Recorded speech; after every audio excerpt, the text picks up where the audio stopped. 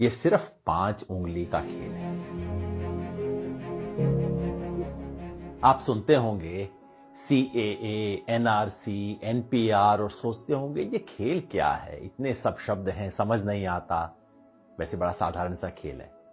मैं आपको समझा देता हूं। ये सिर्फ 5 उंगली का खेल है।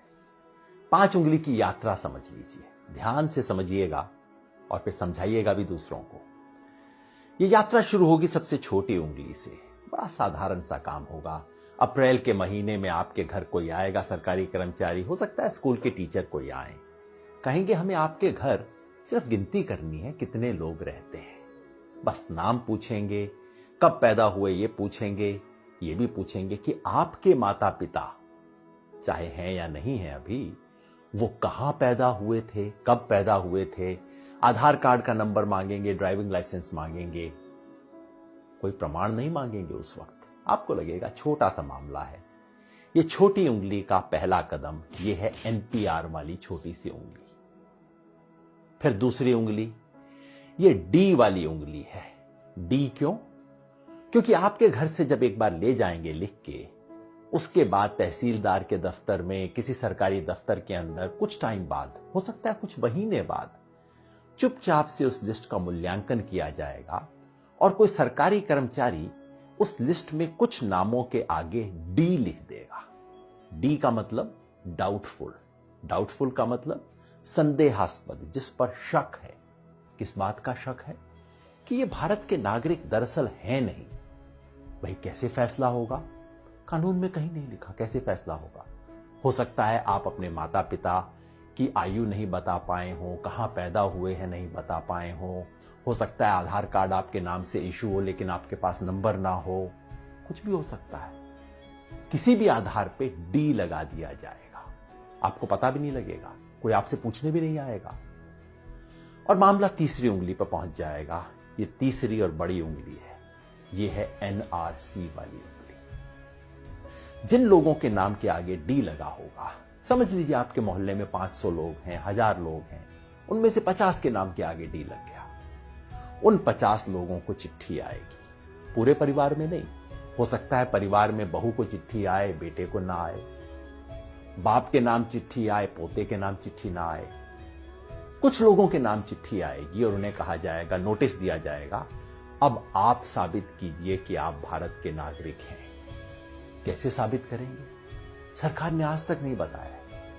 हमारे पास सिर्फ एक असम का उदाहरण है जहां पहले हुआ है NRC, और वहां क्या हुआ था? ना आधार कार्ड माना गया, ना राशन कार्ड माना गया, ना वोटर लिस्ट में नाम माना गया। कहा नहीं, ये सब नहीं चलेगा, आप प्रमाण लेके आइए कि आप कहां पैदा हुए थे।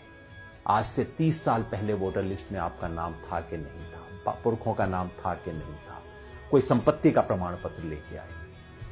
साधारण लोग कहां से जुटाएंगे प्रमाण पत्र? इसके आधार पे उनमें से कुछ लोगों ने जो आधार अपने प्रमाण पत्र नहीं दे पाएंगे, उनका मामला चौथी उंगली पे पहुंच जाएगा। ये चौथी उंगली है फॉरेनर्स ट्राइब्यूनल की। यानी कि कहा जाएगा उस 50 में से समझ लीजिए 10 लोग बच गए जो प्रमाण नहीं दे पाए, जिनके पास कागज नहीं है, 15 लोग बच गए।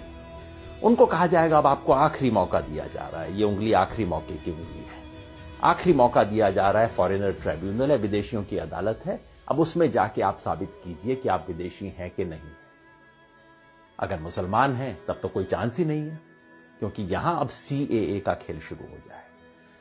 अगर मुसलमान हैं, आपको विदेशी माना गया है, तो अब आप तो विदेशी हैं ही हैं, चाहे आपके बाप दादा यहां पे 500 साल से, 1000 साल से रहते आ रहे हैं।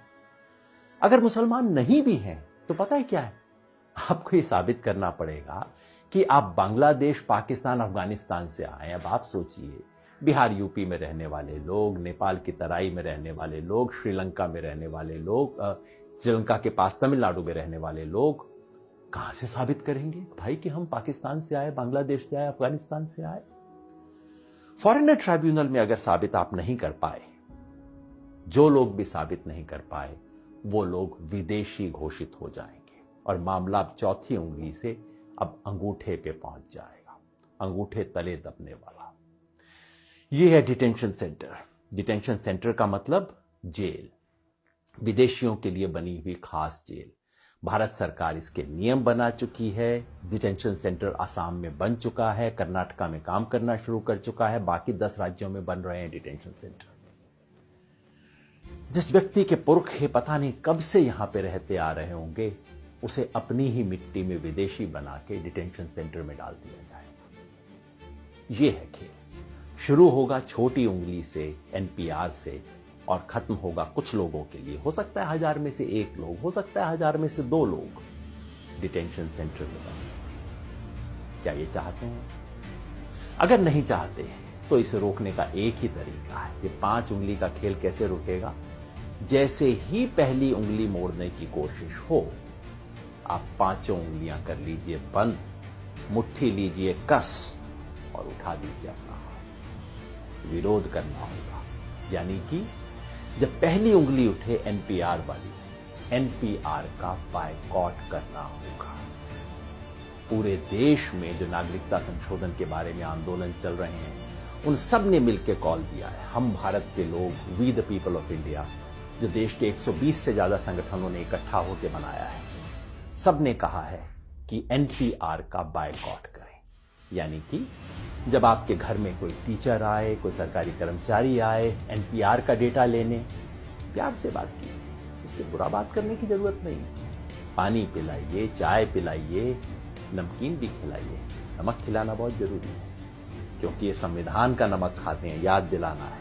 ये कर्मचारी इस देश के कर्मचारी हैं, किसी पार्टी के नहीं है। सब कुछ दीजिए, प्यार से कीजिए, लेकिन कागज नहीं लिखवाएं, कागज में कोई सूचना नहीं देंगे, क्योंकि एक बार सूचना दी फिर मामला आपके हाथ से बाहर। कागज नहीं लिखवाएं। और अगर वो कहें कि ये तो कानून है, आपको करना पड़ेगा, उन्हें प्यार से कहिए, मास्टर जी आपकी बड़ी इज्जत करते हैं, लेकिन क्या करें, महात्मा गांधी की इज्जत थोड़ा ज्यादा करें। इस देश के राष्ट्रपिता ने कहा था कि अगर कोई असंवैधानिक, अन्यायपूर्ण कानून है, उसका विरोध करना हमारा अधिकार ही नहीं, हमारा कर्तव्य भी है, हमारा हक भी है, हमारा फर्ज भी है। इसी रास्ते पे हमें चलना होगा। याद रखिए, हम संविधान बचाने निकले। एक हाथ में तिरंगा, दूसरे में संविधान, मन में अहिंसा और जन गण मन का गान। इसी रास्ते पे हमें चलना है। ये लड़ाई में हम लड़ेंगे और निश्चित जीतेंगे।